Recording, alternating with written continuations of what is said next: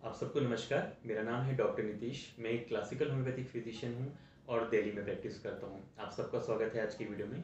आज हम बात करने वाले हैं अबाउट एलर्जिक राइनाइटिस और समझेंगे इन डिटेल ये क्या होता है, क्या है और कैसे आप इसे होम्योपैथी के माध्यम से जड़ से ठीक कर सकते हैं। तो इस वीडियो को ज़रूर आप अंत तक देखिए ताकि इससे आप अधिक से अधिक लाभ उठा पाएँ। साथ ही अगर आप मेरे चैनल पर पहली बार आए हैं, कोई वीडियो पहली बार देख रहे हैं, तो वीडियो को लाइक शेयर ज़रूर करिए, चैनल को सब्सक्राइब कर लीजिएगा ताकि फ्यूचर में भी ऐसे ही मेडिकली ऑथेंटिक वीडियोस के रेगुलर अपडेट्स आपको मिलते रहें। तो चलिए लेट्स स्टार्ट द डिस्कशन। दोस्तों, एलर्जिक का मतलब होता है जब आप किसी एनवायरनमेंट में होते हैं और वहाँ पे कोई ऐसा कोई पार्टिकल है, कोई एलर्जन है जिसके कांटेक्ट में आने के बाद आपकी बॉडी जो होती है इरिटेट होती है और कुछ ना कुछ वो रिएक्शन शो करती है। वो डिपेंड करता है वो कहाँ पे आपकी बॉडी को अफेक्ट कर रहा है। और राइनाइटिस का मतलब होता है नोज के अंदर की म्यूकस मेम्ब्रेन का इन्फ्लेमेशन। तो एलर्जिक राइनाइटिस का सीधा मतलब होता है जब आप किसी ऐसे एनवायरनमेंट में जहाँ पे आप ब्रीथ करते हैं, सांस लेते हैं, उसके साथ कोई ऐसा पार्टिकल या एलर्जन हो जो कि आपके सांस के साथ आपके नाक में अंदर एंटर कर जाए, वहाँ जाकर ये आपकी नाक की म्यूकस मेम्ब्रेन को इरिटेट करे, जिसके कारण आपको different set of symptoms feel होने लग जाए, जैसे कि नाक में आपको बहुत ज़्यादा पानी आना, छींके आना, नाक में खुजली का एहसास होना, नाक में भरा भरा एक कंजेशन की फीलिंग महसूस होना। इसी को ही एलर्जिक राइनाइटिस कहते हैं। बेसिकली एलर्जिक राइनाइटिस जो होता है ये जो होता है फैमिलीज में रन करता है, जनरेशन में रन करता है। यानी कि अगर आपके पेरेंट्स को ये प्रॉब्लम रह चुकी है तो बहुत हद तक चांसेस हैं कि आपको भी ये प्रॉब्लम होगी ही होगी। और साथ ही जो एलर्जिक राइनाइटिस होता है ये दो टाइप में हम इसको डिवाइड करते हैं। एक होता है सीजनल। सीजनल जैसे नाम से ही पता चल रहा है जो कि पर्टिकुलर सीजन में हो, जैसे स्प्रिंग में या अर्ली समर्स में होता है। ये खासकर कि उन वजहों से होता है जो कि सीजन में ज़्यादा बेसिकली एनवायरनमेंट में प्रेजेंट होते हैं, जैसे कि पेड़ पौधे, इनके पॉलन्स होते हैं, स्पोर्स होते हैं, तो इस वजह से सीजनल तक लिमिट रहता है। दूसरा होता है पेरिनियल एलर्जिक राइनाइटिस, यानी कि जो कि आपको साल में 12 मास रहे, हमेशा दिक्कत कर सकता है। यानी कि वो चीज़ें जिनका कांटेक्ट आपके साथ 12 मास रहता है, यानी कि जैसे कि आपके किचन में, इंडोर में, जहाँ पे आपको कोई स्मोक या डस्ट का एक्सपोजर है, कोई एनिमल आपने पेट रखा हुआ है, उसके आपको कोई फ्यूम्स का, कोई उसकी स्किन के फ्लेक्स का एक्सपोजर है, तो इसको हम पेरिनियल जो है एलर्जिक राइनाइटिस कहते हैं। ट्रीटमेंट की बात की जाए तो बहुत टाइप के ट्रीटमेंट्स अवेलेबल हैं। जनरली जो पेशेंट हमारे पास क्लिनिक में आते हैं वो एलोपैथिक ट्रीटमेंट ही ज़्यादातर लेकर आते हैं। तो बेसिकली एलोपैथी में उनको एंटी हिस्टामिन यानी एंटी एलर्जिक्स और कॉर्टिकोस्टेरॉइड्स बेसिकली दिए जाते हैं। बट जो हम बेसिकली ऑब्जर्व करते हैं ये होता है कि इनके ट्रीटमेंट एंटी एलर्जिक लेने से क्या होता है, जो एलर्जीज होती हैं आपकी वो थोड़े समय के लिए दब तो जाती हैं, बट जैसे ही आप दवाई छोड़ते हैं आपके सिम्टम्स दोबारा आने लगते हैं। समय के साथ क्या होता है, जितना ज़्यादा आप दवाई खाकर आते हैं आपके सिम्टम्स उतने वर्स हो चुके होते हैं। जितना ज़्यादा आप इस बीमारी को यानी दबाते हैं तो समय के साथ ये बीमारी उतना ही फैलती है। तो होम्योपैथी में ऐसा क्या है जो बेसिकली ये इसको क्योर कर सकती है? देखिए, होम्योपैथी जो होती है वो कभी भी एलर्जी की बीमारी को बढ़ाती नहीं है। ये टाइम टू टाइम जो होता है बॉडी से एलर्जीज को क्लीन करती है, उसको दबाती नहीं है बल्कि उसको निकाल कर ठीक करती है। तो अगर हम जानना चाहें किस तरह से, तो देखिए सिंपल सी बात होती है, जैसे कि हमने बात करी थी कि जिन लोगों की इम्यूनिटी ओवर सेंसिटिव हो जाती है, यानी कि ज़रा से इन्फेक्शन में भी जब उनका रिस्पॉन्स ज़्यादा होने लग जाए, तो यहाँ पे पूरा जो एक मसला है वो इम्यूनिटी का है। तो होम्योपैथिक मेडिसिन का काम सिंपल होता है, आपकी इम्यूनिटी को स्ट्रॉन्ग करना, बूस्ट करना और उसको फ्यूचर में किसी भी तरह के एनवायरनमेंट के लिए प्रिपेयर करना। दोस्तों, एलर्जिक राइनाइटिस के लिए बहुत सी मेडिसिन होती हैं, उनमें से कुछ जो कि हम एक्यूट में मरीज को देख सकते हैं वो मैं आपसे डिस्कस कर रहा हूँ। सबसे पहले आती है आर्सेनिक एल्बम 30 पोटेंसी में। आर्सेनिक एल्बम अक्सर जो होता है, इसका जो मरीज होता है उसको जो कोल्ड एंड कॉफ होता है वो बेसिकली हर चेंज ऑफ वेदर पे, सीजन चेंज पर उसको कोल्ड होने के चांसेस होते हैं। साथ ही इनको जो डिस्चार्ज होते हैं एलर्जीज में वो बेसिकली बहुत थिन और वाटरी, यानी नाक से जो आएगा वो बहुत पानी जैसा होगा, वाटरी होगा और एक्रिड होगा, यानी इसके चलते जो नोस्ट्रिल और अपर लिप का एरिया है वो छिल जाएगा, वो लाल हो जाएगा। और साथ ही जो इनको नोज़ के अंदर से फील लगता है ये कंजस्टेड है, भरा हुआ है, और फ्रंटल हेडेक होता है। इनको छींकें बहुत ज़्यादा आती है, बहुत तेज नींद आती है, बट उसके बावजूद भी इनको जो फीलिंग है उसमें आराम नहीं आता है।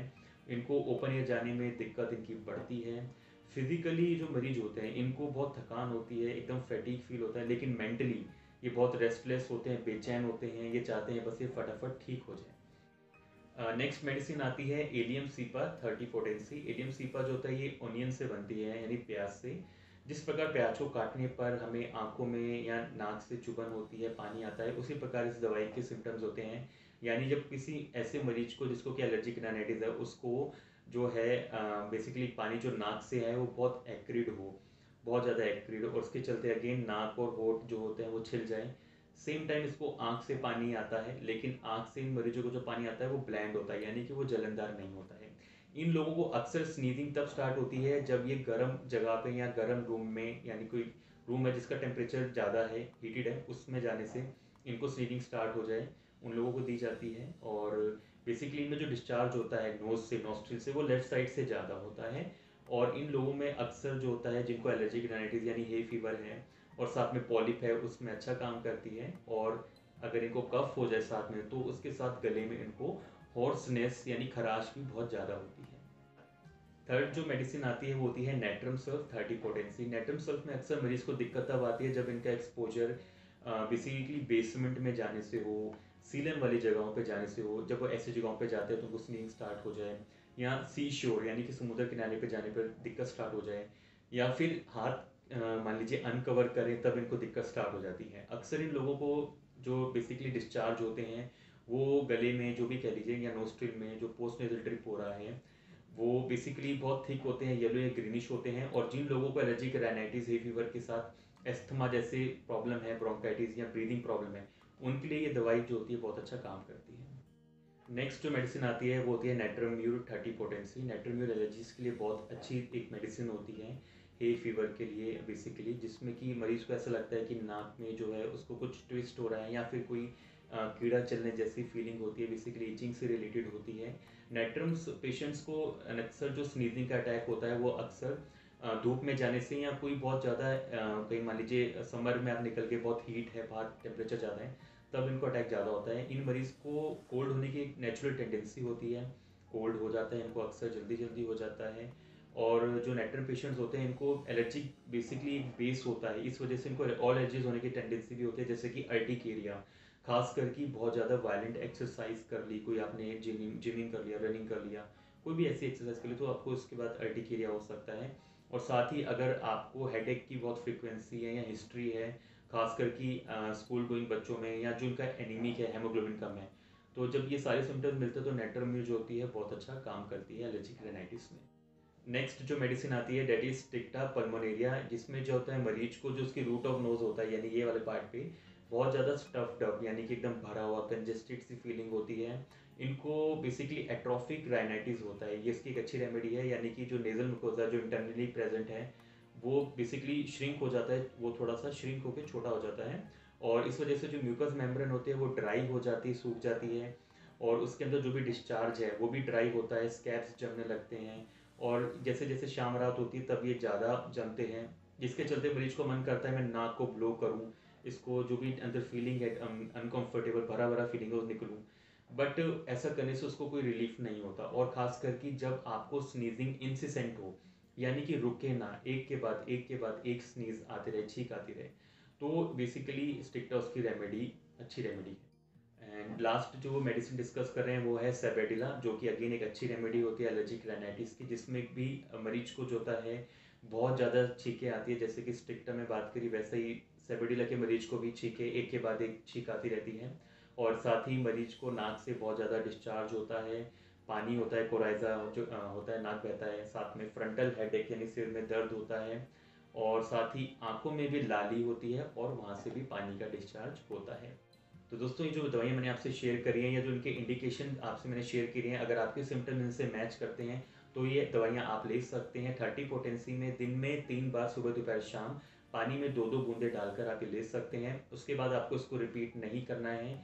अगर आपको लगता है आपके सिम्टम में इम्प्रूवमेंट है तो फिर आप इसको आगे कभी रिपीट नहीं करिए जब तक कि आपको इम्प्रूवमेंट चलता रहे। अगर आपको हफ्ते बाद लगता है कि आपको कोई इम्प्रूवमेंट नहीं है तो अगेन दिन में फिर आप 3 बार इसको पानी में वही 2-2 बूंदे करके ले सकते हैं।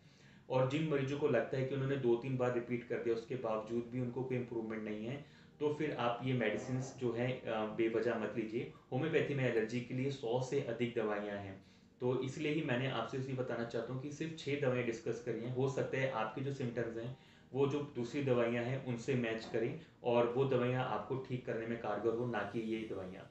तो अगर आपके सिम्टम्स इन दवाई से मैच नहीं करते तो आप अपना टाइम वेस्ट मत करिए, आज ही अपने नियरेस्ट क्लासिकल होम्योपैथिक डॉक्टर से मिलें और अपना केस डिस्कस करें, और जो भी ट्रीटमेंट वो आपको एडवाइस करते हैं उसको प्रॉपर्ली फॉलो करें। या आप चाहे तो आप हमसे भी ऑनलाइन कंसल्टेशन ले सकते हैं नीचे दिए गए नंबर पर। तो दोस्तों आज के लिए बस इतना ही। उम्मीद करता हूँ कि जो भी हमने इन्फॉर्मेशन शेयर करी है उससे आपको फ़ायदा हुआ होगा, और ये इन्फॉर्मेशन शेयर करके आप और लोगों की लाइफ को भी बेटर बनाने में उनकी मदद करेंगे। तो वीडियो को लाइक शेयर ज़रूर करिएगा, और फ्यूचर में भी ऐसे ही मेडिकली ऑथेंटिक वीडियोस की रेगुलर अपडेट्स पाने के लिए चैनल को सब्सक्राइब ज़रूर कर लीजिएगा। अगर आपका कोई सुझाव है तो कमेंट सेक्शन में ज़रूर छोड़ेगा, उस पर ज़रूर ध्यान दूंगा।